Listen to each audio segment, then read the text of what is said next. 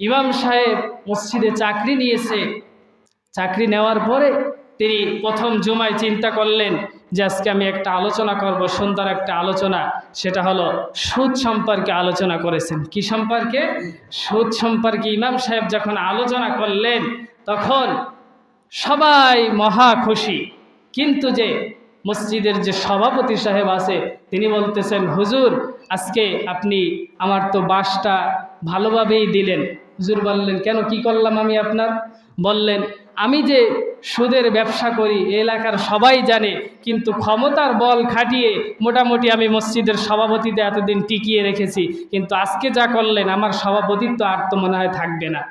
কারণ আমি হলো টাকা ছেড়ে দিই, ওখান থেকে শুধু টাকা আসতে থাকে, সুদের ব্যবসা করি আমি। সভাপতি সাহেব বলতেছে, হুজুর আপনার চাকরি আর নেই, আপনাকে আমরা রাখবো না। হুজুর বললেন, আচ্ছা ঠিক আছে। ইমাম সাহেব চিন্তা করলো, তাহলে শহর অঞ্চলে আর থাকা যাবে না, তাহলে একটু গ্রাম সাইডে যেতে হবে, যেখানে শহরও না গ্রামও না, এরকম একটা জায়গায় গিয়ে চাকরি নিলেন। চাকরি নেওয়ার পরে তিনি আলোচনা করবে, চিন্তা করে যে কি আলোচনা করবে। তিনি আলোচনা নিলেন পর্দার আলোচনা। কিসের আলোচনা? পর্দা।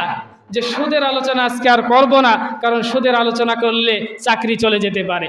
পর্দার আলোচনা যখন করলেন তখন সবাই মহা খুশি, কিন্তু ক্যাশিয়ার সাহেব তিনি নামাজ শেষ করে বললেন, হুজুর আপনি পর্দার আলোচনা করলেন, সবাই তো খুশি, কিন্তু আমার তো বাস হয়ে গেল, কারণ আমার বউ বেরাকে চাকরি করে। এই কথা তো সবাই জানে, আমার বউ তো বেপর্দায় সারাদিন পুরুষদের সাথে ওঠা বসা করে, চলাফেরা করে। আর এই আলোচনা যেহেতু করেছেন, আমার পথ তো মনে হয় থাকবে না। আমি আপনাকে টাকা দেব কেশিয়া, আর আমার বিরুদ্ধেই প্রথম দিন ওয়াজ করলেন, আপনার চাকরি নাই। কি বলল? আপনার চাকরি নাই। এবার চিন্তা করলেন মহাবিপদ, কি আলোচনা করব। তৃতীয় দিন একদম গ্রাম অঞ্চলে চলে গিয়ে একটা চাকরি নিলেন।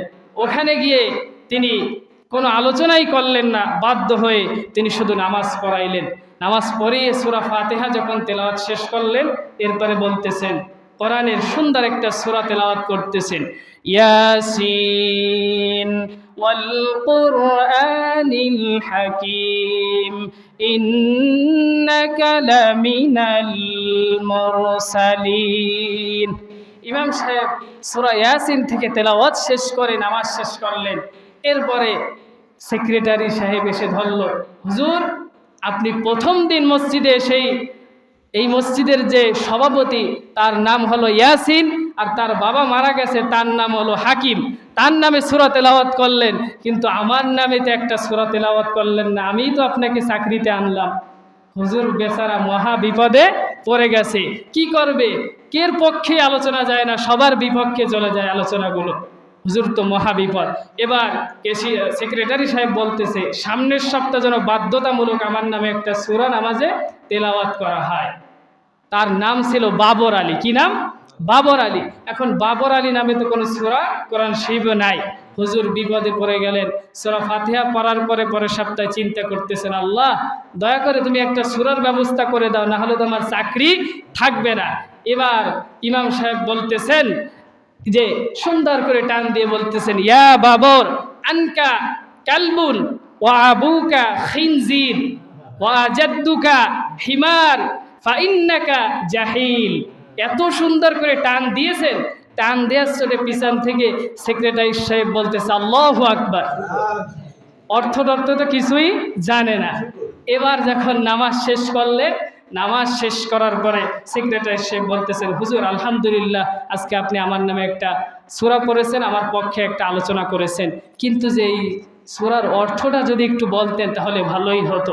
এবার ইমাম সাহেব বলতেছে, হে বাবর, নিশ্চয়ই তুই কুকুর, তোর বাবা শুকুর, তোর দাদা গাধা, তোর 14 গোষ্ঠী মুরুক্ষর দল। ইমাম সাহেবের চাকরি কি আর আছে?